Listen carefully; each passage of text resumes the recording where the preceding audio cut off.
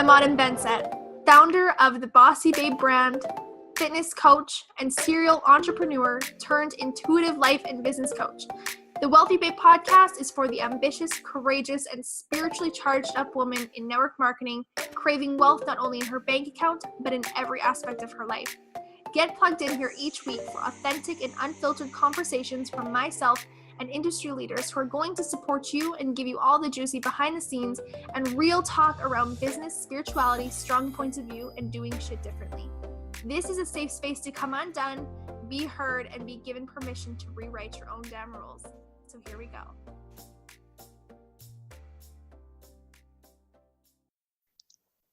Holy titties, you guys. It has been a hot minute. I am so excited to be back. I am so excited to be back podcasting, and this episode that I'm going to be making right now is a long time coming. I took a almost 4-month hiatus off podcasting, and not intentionally. The last episode that I ever made, I think I posted on October 26th, and then just a few days later on October 29th, Louis was born into the world. So I wanted to share this episode and share with you guys. I wanted to share my birth story, but then I also kind of wanted to share what was going on in the past 3.5 months, almost 4 months, and kind of just give you the real deal behind the scenes, what's happening, what has been accomplished, what is happening, and then get right back into such an amazing flow of bringing you badass guests, badass podcast episodes with different just women in their industries and in their expertise. I've already got some really great women lined up. I've got my eyes on some other really amazing powerhouse coaches and entrepreneurs and women that are all about wealth and elevating their impact and rituals and routines and all of the things behind the scenes that really play into elevating your wealth and your impact. So I digress. Because I feel like it's been such a long time and I have so much to say. But first and foremost, you guys, I just want to thank you so much, because although I have not recorded an episode or put out an episode since almost the end of October, we have been getting almost 1,000 downloads every single month organically, naturally, because of you. So thank you so much for listening to episodes. Thank you for sharing the episodes. Thank you for just being a part of this. Any message that you give me, anytime you tag me in something and let me know how it's impacted your life, that is why I do it. And it means so freaking much to me. You have no idea. It is such a fueling factor for me to know that just the things that I've gone through and being able to create this platform and share this so openly and transparent is so impactful for each and every single one of you. So thank you so much. I truly never expected when I created this podcast for it to reach so many people. So thank you. But let's dive in, because I'm really excited to tell you about this birth story. So I'm going to kind of walk you through the timeline, and thankfully I wrote it down in my notes one day way back when, because I knew that I would forget these little bits, and I'm so grateful that I get to create this. I get to create this episode, and hopefully one day she gets to look back on it. So her name is Eloise Sophia Lynn Nicholson, and she was born on October 29th at 2:29 a.m. and she was 8 pounds, 13 ounces, and she was 20.5 inches long. Oh my gosh, you guys, she is the light of our world. She is so much fun. Her nickname is Louie, Louie. So her full name is Eloise, but we call her Louie. And there's a really beautiful story to this, and I'll share it with you guys after here. There's a reason why her name came to be, but I wanted to kind of walk you through exactly what this birth story looked like, in case there's any other mamas out there, any other soon-to-be mamas out there, any even women in business who are thinking about having a family and really having these two coexist together.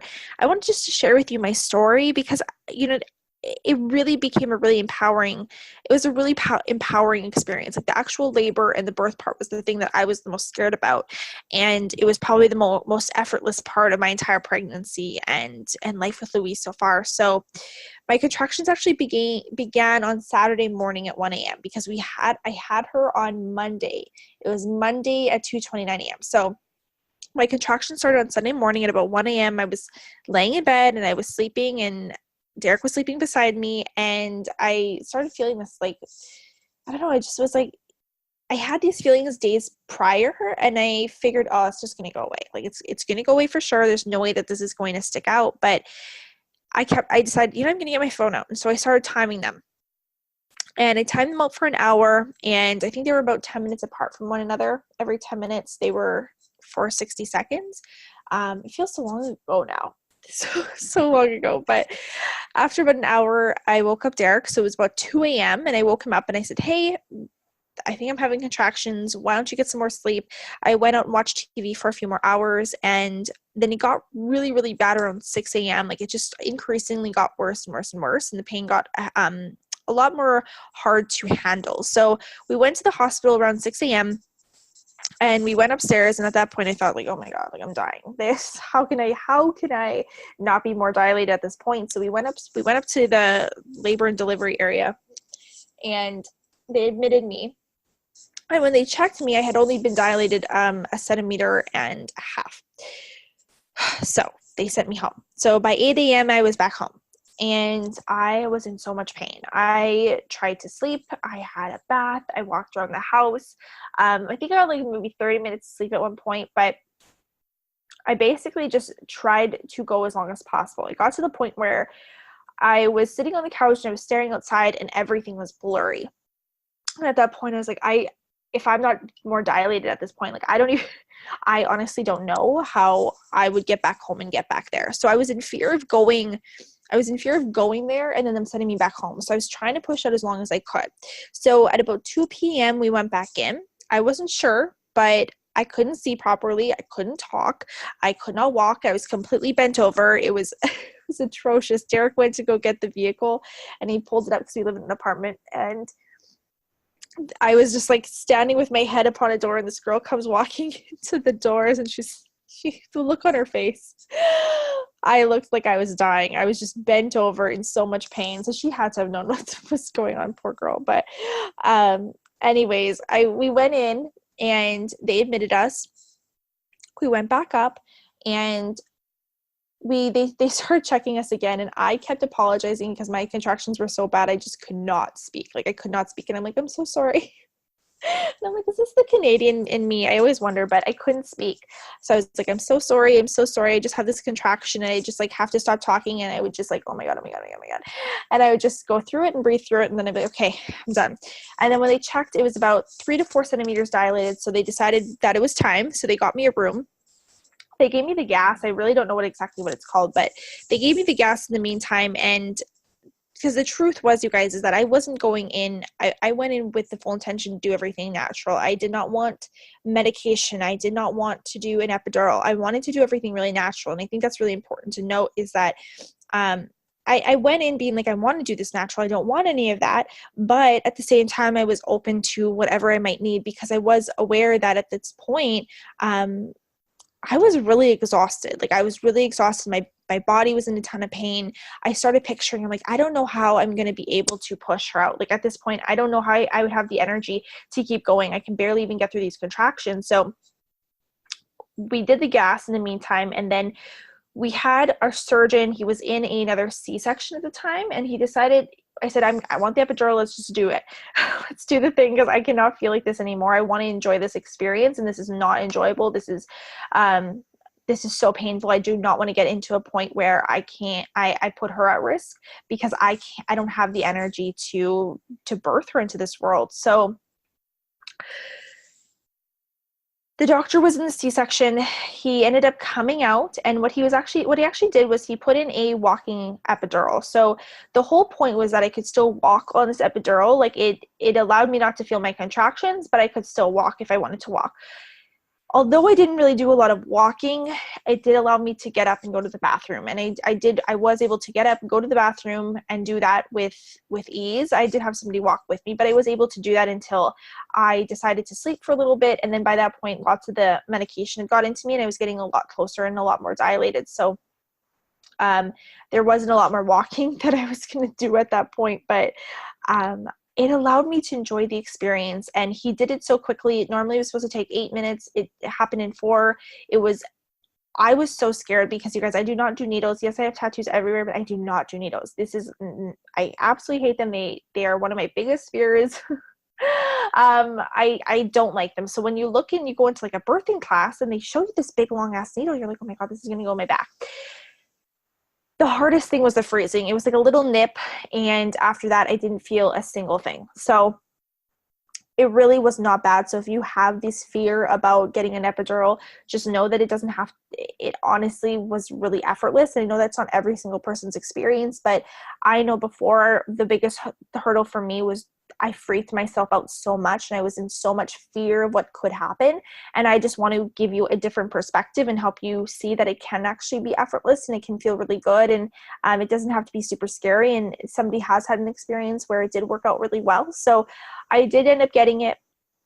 My experience was great. I was able to actually laugh with my mom. I was able to laugh with Derek. We were able to talk and have conversations, and he was able to relax because he was so stressed out from seeing me in so much pain and he didn't know what to do about it. So we were all able to really enjoy our experience a lot more. And then I was able to get some sleep, progress me forward more. And then by about midnight, 12:30, we started pushing. So I was pushing for about 2.5 hours.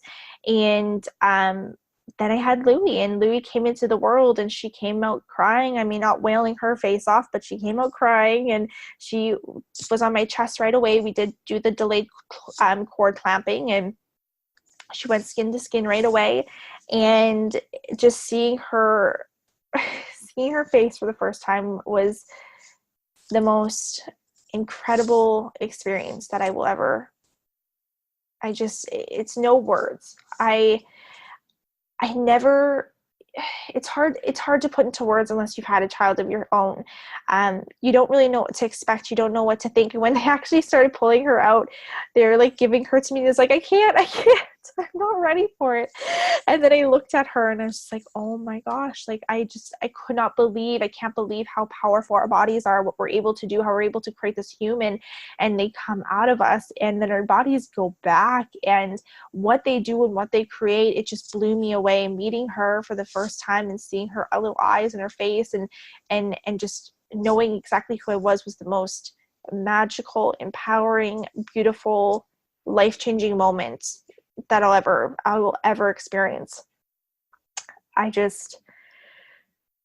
It's one of those things where I almost missed out on this. I almost missed out on this because I never really desired to have kids. I didn't know if I wanted to have kids. I didn't know if this was something, because my business was my kid. And this is a huge part about what I'm here to do now, and what it is that I'm here to help women see is that they don't have to choose both, that they can have both, that they don't have to choose one or the other, that they can have the business and the baby, they can have the family and the business. It's not always effortless. It's not always going to be done with ease, but it's possible. It's so freaking possible to have it all if you want it all.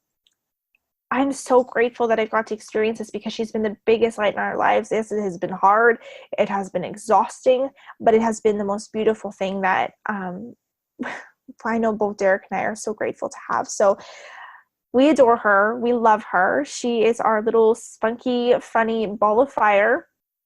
She is a Scorpio through and through, but it was just the most magical experience. So she's here, she's healthy, she is perfect, and if you know her, then you already love her. But Louie's name actually came from my grandpa. She's actually named after my grandpa. So my grandpa's name was Aloysius, and everybody called him Lou. He called himself Lou. He kind of changed his name when he was younger, and he was this German, stubborn, biggest heart man I've ever known. And he passed away on December in 2015, and losing him shook my world. It was one of the hardest things I've ever experienced, losing him. And I didn't realize until after he left how much he was the light in everybody's life in my family, and he was the glue that held everybody together. And I just knew there was something pulling me so much when we had her, or when we had found out that we were pregnant, and I was kind of going through names, and Louie stuck out to me. And I'm like, I don't want to name her Louie though. Like, I didn't want to write on her birth certificate and have her call herself Louie. So fast forward, I just kind of sat with it and let it be. We were out to breakfast, and at this point, me and Derek didn't know we were having a girl, and we were out to breakfast, and I said Eloise, and for some reason it stuck. We're like, yes, Eloise. And we could not think of a boy's name for the life of us. Like, there was just nothing we could agree on. And then fast forward a couple weeks, I think it was, we had the gender reveal. And Derek and I didn't know, but my brother was throwing it for us, and so he knew. And when we did the, I actually have it on one of my highlights in my Instagram stories, but we popped the balloon. Everybody else did the confetti, I think it was. It was like streamers or something. Anyways, when we did that and we seen it was a girl, we were both like, we knew it. And so what was really cool is when we were driving home from the gender reveal party, I looked up the name Eloise one more time, and for some reason this time around, what popped up was the definition that said, this is the feminine form of Aloysius. And I was like, oh my gosh, like, done. Like this is a sign. Like, I had chills everywhere. It was a sign that my grandpa was with me. And so Eloise's name was the feminine form of my grandpa's name. And it's such a rare name. So it's just crazy how, for some reason, I was drawn to this name. It felt right. It felt connected. And then all of a sudden, when I'm leaving, finding out that it was a girl, it pops up that it was the feminine form of my grandpa's name. And it was like, yes, it was meant to be. So Louie was a very natural nickname that came off Eloise. So she is my Louie girl. We call her Louie Bug. And she's our freaking light. So her middle name, Sophia, is my grandma's name is Sophia. Well, it's Sophie, but my grandpa always called her Sophia. And my middle name, my mom's middle name as well, is Lynn. So she took our middle names, and then she has Derek's last name. So what's really cool too is she was born on October 29th at 2:29 a.m. and my birthday is August 29th. So she pulled out these 29s and she was so committed to it. She is something else, you guys. She is something else. But the truth is that I struggled with a lot of postpartum anxiety. I went through weeks where it was so bad that I couldn't let anyone even touch her or hold her. And anytime that she was going, like, I couldn't allow myself to sleep when she was sleeping because I was always worried about if she's breathing or not. And I went through so many days where I would get on a session, because I'll back up, I digress for 1 second here, is that I took 1 week off. I got out of the hospital, and a week in, I started back on sessions. I started working with my clients again. I booked myself back up. I started working with my clients. I launched one of my programs, but then in the same week, our cat Phil had to go in for an emergency surgery. And so he had 7 weeks of recovery, where Derek literally slept on the floor of the living room because he had to be on watch for him 24/7, because if he had gotten his incision, then he would have been infected, and this was a life or death situation. So not only did we have a newborn, but I was getting back into my sessions with my clients. We had a kitty that had an emergency surgery and had to be on watch 24/7, was peeing all around the house. And we were constantly cleaning up with a newborn baby around. And I launched my program, Fierce Defrosting, at the time. And there was so much going on, not to mention that this is crazy. There's so much, like, when I think back on this, I'm like, how did I get through the things that I got through? But I did them. And my auntie actually she came to visit me in the hospital when I had Louie. On the day that we were about to leave the hospital, she came to visit us as soon as she could. And at this point, her cancer had rapidly progressed, and she wasn't doing well at all. And she had been waiting this whole time to meet her and to find out her name. And she came to the hospital first thing that day. And the very next day, she actually stopped breathing. And my mom had to rush from the hospital when she was going to come and see us out to go to a different hospital because she stopped breathing. She hung on for another 7 weeks, but 7 weeks after that, she passed away. And that was a really hard moment.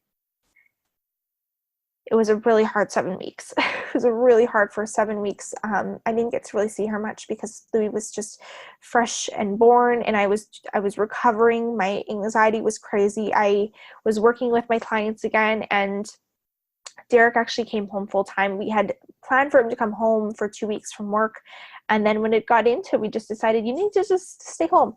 So on top of it all, I decided to bring Derek home full time as well, and retire him from his job and be a stay-at-home dad and support us as a family. So It was a lot. There was a lot going on. I would sometimes get off a session and I would just cry. I would cry and I'd cry and I'd cry. And Derek would be like, what's going on? I'm like, I don't know. My hormones are crazy.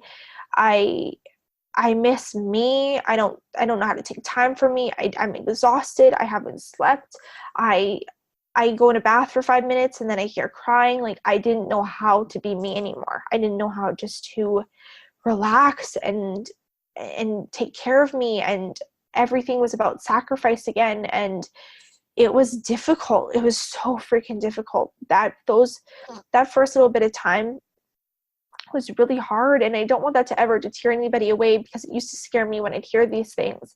I don't want that to deter anybody from having a child, because the thing is that when you see her smile, when she's happy and she's good, like, it's the greatest blessing, and I would never change anything for the, like, I wouldn't change it for the world. But I learned a lot about myself. I learned a lot about myself as a woman and as a partner and as a mother, and what my strength was. I didn't think that I could have postpartum anxiety. It's like, nope, I have a strong mindset. I have worked through all these things. I know how to manage my emotions. I know how to do but it didn't matter. My hormones were going crazy, and I could not, other than just allowing them to exist and to be and to move through them, working with my coach and being honest and open with them, and starting to communicate it with Derek, because I suppressed it a lot. I didn't want to talk to my parents, my family, my coach, people around me about what I was feeling, because I felt weak. And as soon as I opened up about it, I started being able to work through it, and I started to ask for help, and people started to be able to support me, and I could lean on them. I was scared of claiming myself as a mom and losing all my friends that weren't moms, and as if I wasn't going to fit in anymore and I was going to fall behind, and that scared the living shit out of me. But when I was able to lean on the people around me for support, I was able to realize that I didn't have to be alone, but I was making myself alone. I was choosing that opportunity for myself. I was choosing that reality for myself, and I could choose something different. So it took a lot. It honestly took a lot of inner work. It took a lot of support. It took time. It took grace. It's not perfect. I still have moments, but the most incredible thing has happened. And the month that I brought Louis home was the month that I scaled my business to my first 20K month.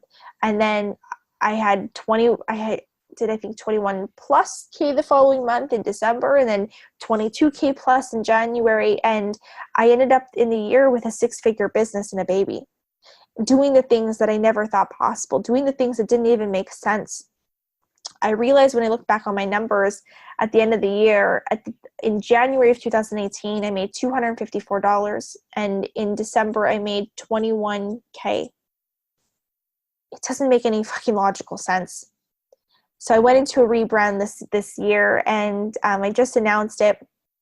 As you can see, I have a new cover, and I've relaunched and rebranded my entire movement and what it is I'm doing. And I've really claimed the fact that I'm here to serve women. I'm here to serve mothers. I'm here to help women see that they can have it all and get everything it is that they came for. I'm helping them elevate their wealth and their impact, and being able to truly become an excellent receiver of money and pleasure and success on their terms, without guilt and without shame, and being able to claim the life that they want to claim. It has been on my heart for such a long time, because I looked back and I was like, what are all the things that I'm helping my clients do? And who are the women that I'm attracting? And what are the things that it is that they want? And the women that I'm attracting and the women that I work with, a lot of the time, are women that want to have both. Either they want to have children down the road and they want to see that they can have it all, or they already do have both and they want to have it all.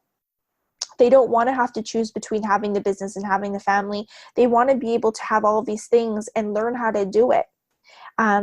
These women truly, that my clients, what I really at the core help them do is I help them become excellent receivers.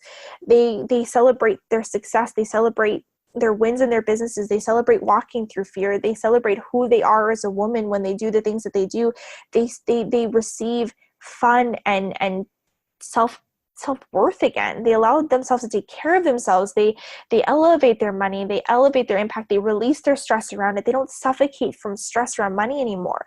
They see what's possible for them. They start attracting in these things that don't even make any logical sense. They make the money that they attract in, the opportunities they attract in are miraculous. They're incredible. They don't make logical sense. It didn't make any logical sense for me. If you go into a regular working world, in the corporate world, you would never make $254 one month and then by the end of the year make 21K. That would never happen. What I've realized so much is there's not a how. There's never a how. If you look back and you're like, how did I get here? There is not one how. It wasn't just because you did Facebook Lives. It's not just because you launched a certain way. It's not because you just did branding. It's not because you said your copy in a way. There's not a single thing that you have done that has equaled the results that you want. The how doesn't matter. The how has never mattered. It's who you're being in all of it.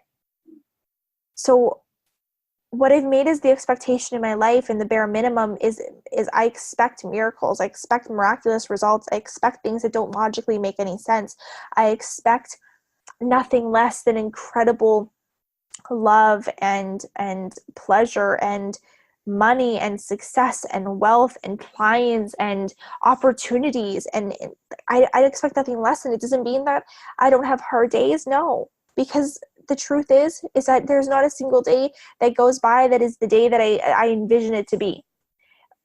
It is hard. Days don't go as planned. I'm nursing in between sessions. I breastfeed almost exclusively. I mean, I do pump if I'm leaving and I go out for a little bit, but I do it all. I don't always do it all effortlessly, and I don't always do it all with ease. And I have days where I cry, and I have days where I break down, and I have to reevaluate things. But I've hired on a team. I now delegate. I have a VA. I have a social media manager. I have people behind me are helping me. I have a coach. I have a graphic designer. I have people in my corner. I have my best friends. You don't have to do this all alone. And that's the biggest thing, is when you're thinking about this, I don't want any of you guys, and this, my goal moving forward is really to be as transparent as I possibly can, because I think it's important for you guys to know that when I'm saying you get to have it all and that you can do it all, it doesn't mean that you have to do it all to have it all. It means that if you want to do more, or you want to make more and you want to do less, and you want to be able to be present with your family and be able to have this thriving life, it does mean that you need to delegate. It means that you need to ask and lean on your support system. You need to, whether that's hiring a cleaner, if it's hiring a VA, if it is hiring a business manager, if it's hiring someone to help with your social media, if it's hiring someone to do your graphics, if it's hiring people out just to help with your daily life, somebody to help babysit your children, how can you make your life easier? How can you make more time for the things that you want in your life, more time for you? It's not always effortless. It is so hard. Me and Derek still have not gone on a date night. We have not both just been out together without Louis. That it is difficult. It's difficult to leave your baby. It's difficult to not be the person that's doing all the things. It's easy to wear sacrifice as a badge of honor. It is easy to want to put everything else ahead of yourself. And I'm learning how difficult it can be to just choose you. But it's reminding that and seeing that in the power of you choosing you give this permission for other women to choose them.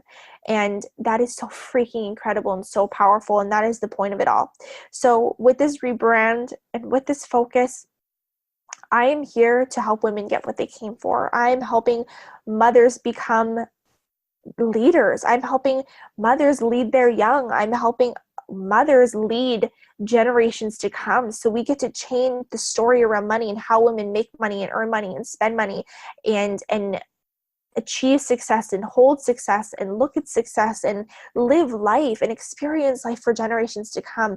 That is massive. And I'm so honored that I get to do this work. I'm so honored that I get to hold space for these clients and do the things that I get to do. It is a freaking incredible journey. So what I'm really excited also to announce is, on the back end of this, I've really realized that I hold such an incredible container for my one-on-one clients, but it is at a wait list. It is at a spot at a place where it is always full. I work with the most incredible clients, and I'm so honored that I've gotten to this place where my one-on-one coaching practice is almost always full. But right now we are on a wait list, and I had to look at it and say, I really feel called to reach more women. I really, really want to help more women to elevate their impact and elevate their wealth and deepen how they really impact other women on social media and the influence that they have in people's life. And I want to be able to help them become excellent receivers. So what I wanted to do and what I decided to do was I created this container, which is now a mastermind. And what it is called is LUXE. And it is a high level container for the high performing coach, the high performing online entrepreneur who is ready to elevate their impact, and they're ready to elevate their wealth, and they're ready to receive like a freaking queen. The whole point of this mastermind in this container is for you to become a leader. It's for you to integrate the things that you already know. This is not a space necessarily where you're coming in as a program and I'm going to teach you all the things. This is about proximity. This is about being in the power of other powerful women and being able to be in a space where it's not just so much about learning the information, but it's about integrating what you know. It's about integrating what is going on in your life. So you already know things about money. You already know, you've done the work around money. You've done the work around, you have a foundation in your business. You already have a business. You have things that are going on, but now you're building it. You're scaling it. You're trying to scale into 5-figure months and beyond. And you want to have a 6-figure business, but you want to learn how to stand strong in your pricing, honor your boundaries. You need to work through your sales process, how to energetically align to attract in the clients that you want to attract in, how to elevate, how to scale, how to really increase your impact and your wealth. Well, that's what we're doing inside of here. And so this space is very sacred. There will only be 8 to 10 women ever at a time in here. It is revolving door. So what this means is you apply to be in here, so then I make sure that the women that are in here are a great fit for each other. So then every single person in here is there because they really, really want to be there, and because they're in a space where they have the tools and we can all help and elevate each other. We have similar connections and drives and desires, and we're just in a similar place in our business. So it's not something that I just allow anybody to sign up for. There's definitely a process to it, and I just can make sure that this container is sacred, and all the women that are in proximity of each other can really help and elevate each other together. So there is an application, and I will put it in the show notes, so then you can just fill it out. More of the details are in there, so then you can really get to see what is included in it, because what it does look like is there's 2 group coaching calls a month, 2 mastermind calls a month. There's also 1 one-on-one session that you would get with me, one-on-one as a very intimate session together, so we can deep dive more into what it is that you would want to dive into deeper into that month. And at the minimum, we work together for 3 months in this container. You can cancel anytime after these 3 months. It is a revolving door. You don't have to stay into this. It's you get what you need from this. That is the whole entire point. But I am not just the leader here. That is not the whole point. The whole point is that we all lead this space together. We all help each other. We all lift each other up. It is being in the proximity of other badass, powerful women that get to bring in their opinions and their feedback and be a mirror into your business of the things that are working and not working. And we can lift each other up and support each other. We have a group chat. We are super intimate. This is at half the price of what it is to work with me one-on-one. So it is an incredible opportunity, especially right now, because this space is filled and it is on a current wait list. So I love that I'm getting to offer this opportunity. It is so incredibly important to me. It is so powerful to me. I will leave, I'll give you the link here, but I will put in the show notes just so then you can find it and access it easily in case you forget. But it is bit.ly, bit.ly /apply LUXE, LUXE. It is so freaking high vibe, you guys. I've even been creating a playlist. I created a playlist for it because I wanted to have this vibe. I want people to really feel next level when they're in this container, in this space. It is something that it's powerful. It's powerful, it's beautiful, and I'm just so freaking excited for it. And I'm so excited for the women that get into it. The sooner that you get into this space too, the more one-on-one attention that you get with me, until it fills up with the women that are joining, the full 8 to 10 women that do end up in this program or in this mastermind setting. So the sooner you get in, the better. But you guys, thank you so much for being on this journey with me. Thank you so much for listening to this episode. Thank you for listening to every episode up until this point. Anytime you have shared something, any review you have left, anything that you have shared with me about how it has impacted you, thank you for being a part of my life, a part of this journey, a part of the birth of Louie, and witnessing her growing up and just being an influence and light in all of our lives. truly means so much to me. This is going to be such an incredible year.